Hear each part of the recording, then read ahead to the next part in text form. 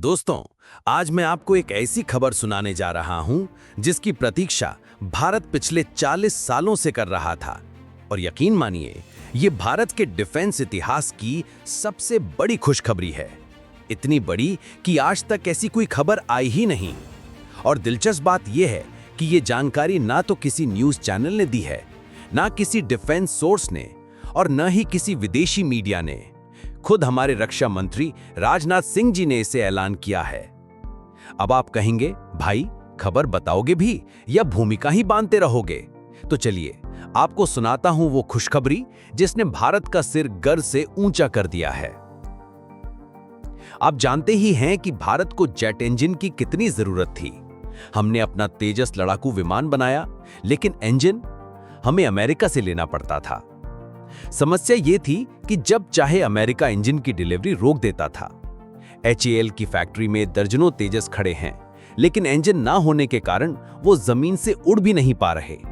और मजबूरी में हमारी वायुसेना को 60 साल पुराने MiG-21 उड़ाने पड़ रहे हैं। नतीजा, लगभग हर महीने एक विमान क्रैश और हमारे वीर पायलट शहीद। भारत पिछले 30 सालों से कावेरी इंजन बनाने की कोशिश कर रहा था, लेकिन सफलता नहीं मिली। दुनिया में सिर्फ 5 देश जेट इंजन बना पाए हैं: अमेरिका, रूस, फ्रांस, ब्रिटेन और चीन। और अब भारत छठा देश बनने जा रहा है। हाँ, रक्षा मंत्री राजनाथ सिंह जी ने घोषणा की है कि भारत ने फ्रांस की कंपनी सैफ्रन के साथ डील कर ली है।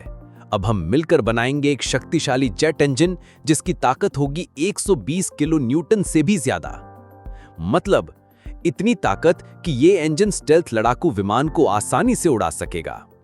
राफेल, F-16 और तेजस जैसे विमानों को सिर्फ 100-110 किलो न्यूटन इंजन की जरूरत होती है, लेकिन स्टेल्थ जेट्स, उन्हें चाहिए कम से कम 120 से 140 किलो न्यूटन की पावर। और दोस्तों, ये वही इंजन होगा जो आने वाले तेजस मार्क 2 और भारत के AMCA यानी एडवांस्ड मीडियम कॉम्बैट एयरक्राफ्ट में लगाया जाएगा। अब तेजस जैसी मजबूरी नहीं होगी, AMCA में होगा स्वदेशी इंजन। अब सवाल उठेगा कि खुद क्यों नहीं बना रहे?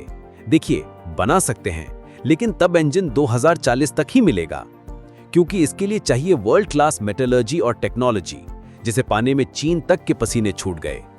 भारत अगर अकेले करता तो कम से कम 2030 तक का वक्त लगता, और फिर भी 8-10 साल लगते, मतलब सीधा 2040। और इतना लंबा इंतजार नामुमकिन। यहीं पर फ्रांस के साथ साझेदारी काम आएगी। हम पैसा और अपनी टेक्नोलॉजी देंगे, फ्रांस देगा अपनी एक्सपर्टीज और मेटलर्जी, और इस कोलैबोरेशन से इंजन आपको मिलेगा 2028-29 तक। यानी 2030 तक भारत अपने स्वदेशी इंजन का इस्तेमाल शुरू कर देगा। दोस्तों, ये तो बस शुरुआत है। मैं आपको इस इंजन के हर अपडेट से जोड़कर रखूंगा, डेवलपमेंट से लेकर टेस्टिंग और पहली उड़ान तक।